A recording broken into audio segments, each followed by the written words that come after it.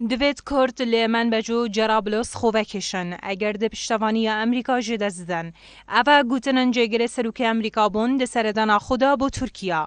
ده کنگره که روشنموانیا هف پشکدا لگل بینالی یالدرم سروک وزیرن ترکیه جو بایدن سروک امریکا را گهاند هزن سوریا دموکرات یان دبیت لیمن بجو جرابلس وکشان یان ده پشتوانی امریکا جده زدن. سبارت پیوندی امریکا به کودتای هیوابوریا ترکیه جو بایدن آماشه به چندگر. امریکا و خلکوی ندخواست که او به تعرضان. ادبن هر روشکی جدا پشتوانیا چه تشتکی ناکن جدیر به آراسته آن زیگبونه جه کارکه ترسنوکانه جمارکا ناپاکا نواس پای هوا که بجدار بونده و رفتاره دا. هروسان ولایت نگرسیان امریکا دا خواج ترکیه دکه سنورن خود گل سوریا دایخن.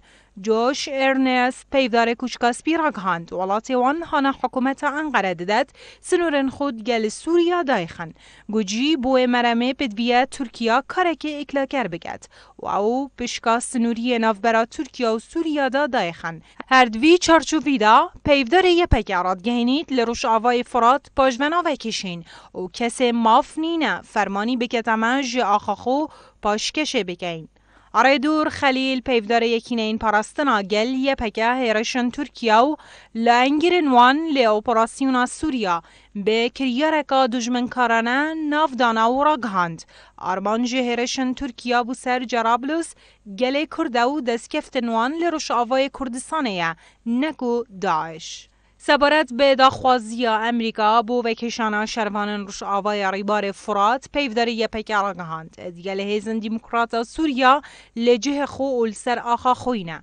السر داخوازی چه کسکی آخا خو برنادین. نه ترکیه و ندیف خواستا چه ولاته که دی و رفتار ناکین. دوهی سپای ترکیه به توباران و هرشن اسمانی و تانکان به ناو سپای آزاد سوریا کربو دست به سرداگرتنا باجر جرابلس سرسنور ترکیه و باکور سوریا و دیدمکی کم دا بیچه ریبریبونکا دیار شیان کنترل بگن. باجر جرابلس سر به پارزگاه حلب ویا لی سوریا و سپیکاتن کرد و عرب و ترکمان لیوی باجری جین و او دوره دیروکا کردادا به کانیا دلا هاتیه نافدانان.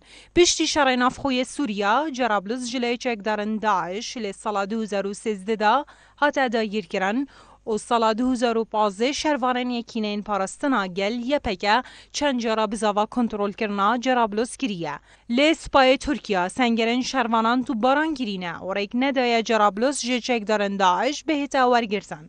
الگوروان بلگنامن دست شروانان کفتی ترکیه بریکا سنور کارکامیش کود کویته پارزگاه غازیانتاب لباکور کردستانه هاریکارین سربازی و لجستی گهاندینه تیرورستان داعش.